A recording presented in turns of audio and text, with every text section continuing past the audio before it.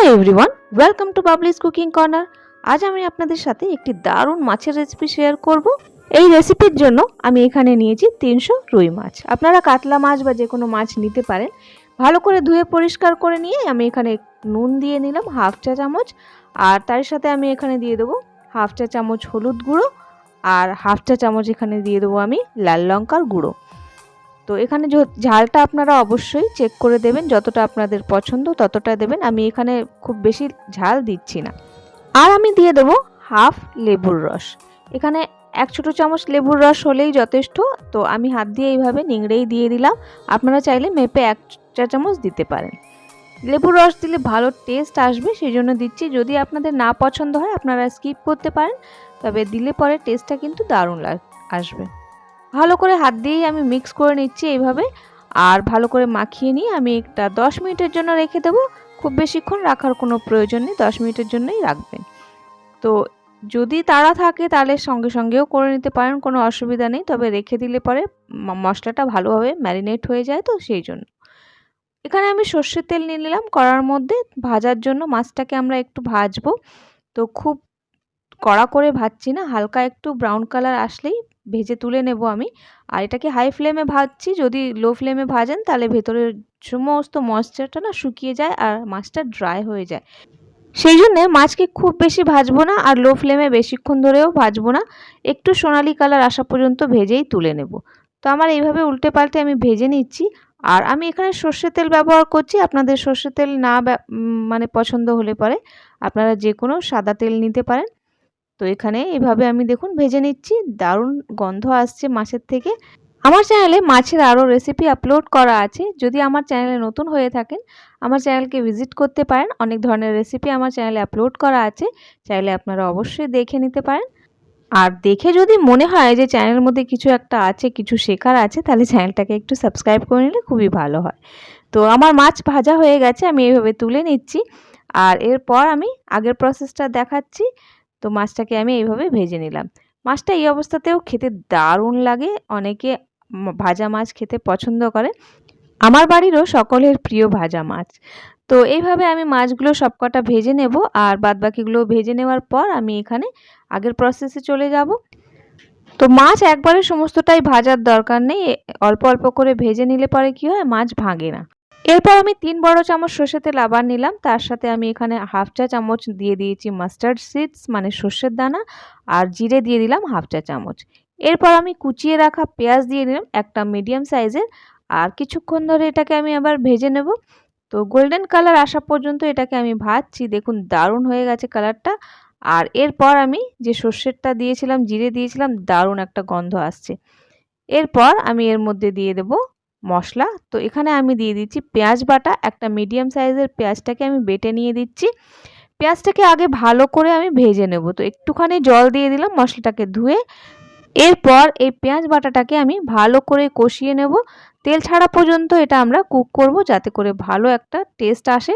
মশলাটা যখন দেখবেন ভালো করে কষিয়ে নেবেন, ভালো টেস্ট আসে। তো দেখুন এইভাবে তেলটা ছেড়ে দিয়েছে। যেহেতু আমি খুব বেশি তেল দিইনি, সেজন্য বেশি দেখা যাচ্ছে না। 2 বড় চামচ আমি আদা রসুন বাটা এখানে দিলাম। হ্যাঁ, আমি দুটোই ইউজ করছি, আদা রসুন বাটা দুটোই মিক্স করে দিলাম। আদা রসুন বাটা আমি ফ্রেশটা ব্যবহার করছি। আর তার সাথে আমি এখানে দিয়ে দিচ্ছি হাফ চা চামচ হলুদ গুঁড়ো, হাফ চা চামচই আমি লঙ্কার গুঁড়ো দিচ্ছি। ঝাল বেশি পছন্দ হলে বেশি দিতে পারেন। এর সাথে আমি জিরে গুঁড়ো দিচ্ছি 1 চা চামচ, আর ধনে গুঁড়ো আমি দিয়ে দিচ্ছি এখানে 1 চা চামচ।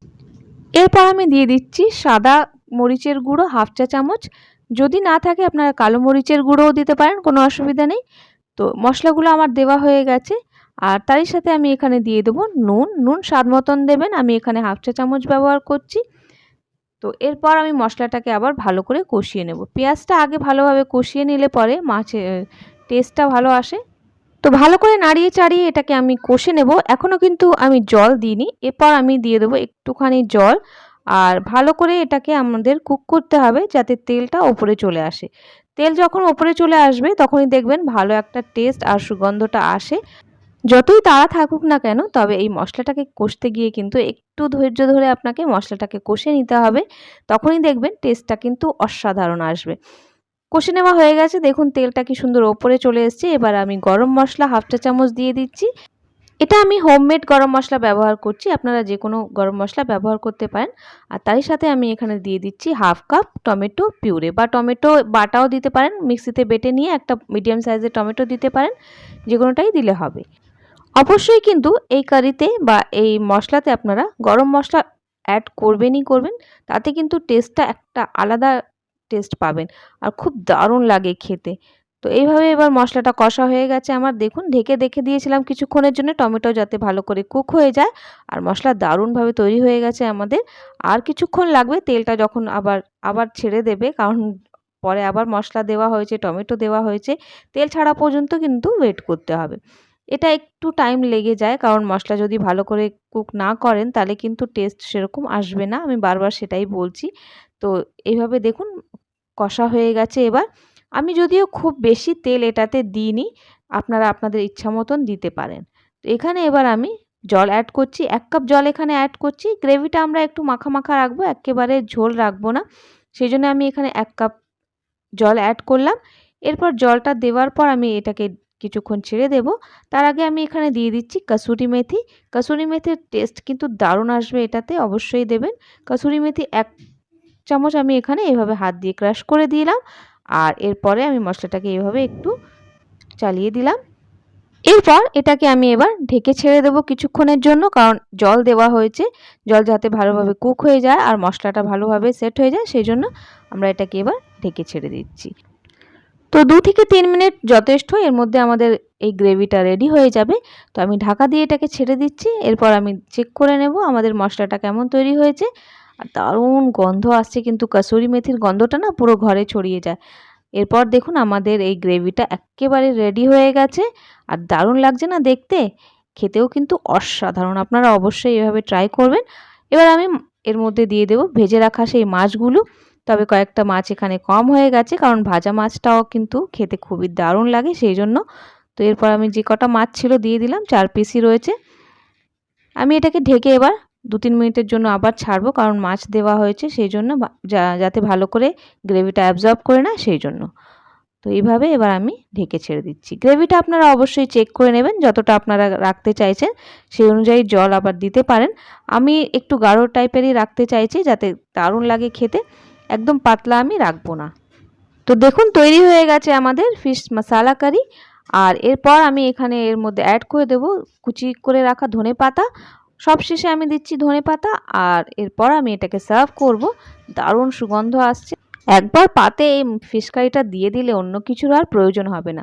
তো আপনারা অবশ্যই এইভাবে ট্রাই করে দেখবেন, আশা করি আপনাদের ভালো লাগবে। তো আমি এটাকে সার্ভ করছি। কিছু আমি এখানে ওপরে কাঁচা লঙ্কা দিয়ে দেবো, যাতে করে কাঁচা লঙ্কার একটা সুগন্ধ দারুণ আসে এই মাছের মধ্যে। তো ব্যাস তৈরি হয়ে গেল আমাদের ফিশ মশালা কারি। আপনারা এইভাবে অবশ্যই ট্রাই করে দেখবেন, আশা করছি আপনাদের বাড়িতে সকলেরই পছন্দ হবে। পছন্দ হলে একটা লাইক অবশ্যই করবেন, আর আমার চ্যানেলটাকে সাবস্ক্রাইব করতে কিন্তু ভুলবেন না, কারণ আমি এই ধরনের রেসিপি আপলোড করতেই থাকি। চাইলে আপনারা আমার চ্যানেলটাকেও ভিজিট করতে পারেন, সেখানে অনেক ধরনের রেসিপি আমি আপলোড করে রেখেছি, ফিশ রেসিপি, চিকেনের রেসিপি, অনেক ধরনের। যদি পছন্দ হয় আমার চ্যানেলকে সাবস্ক্রাইব অবশ্যই করবেন। পাশে দেওয়া বেল আইকনটা ক্লিক করে নিয়ে অলে ক্লিক অবশ্যই করবেন, যাতে যখনই আমি ভিডিও আপলোড করব আপনাদের কাছে নোটিফিকেশনটা সঙ্গে সঙ্গে পৌঁছে যাবে। আজ তাহলে আসি, আবার দেখা হবে অন্য কোনো নতুন ভিডিওতে। ভালো থাকবেন, সুস্থ থাকবেন। Good bye, have a nice day.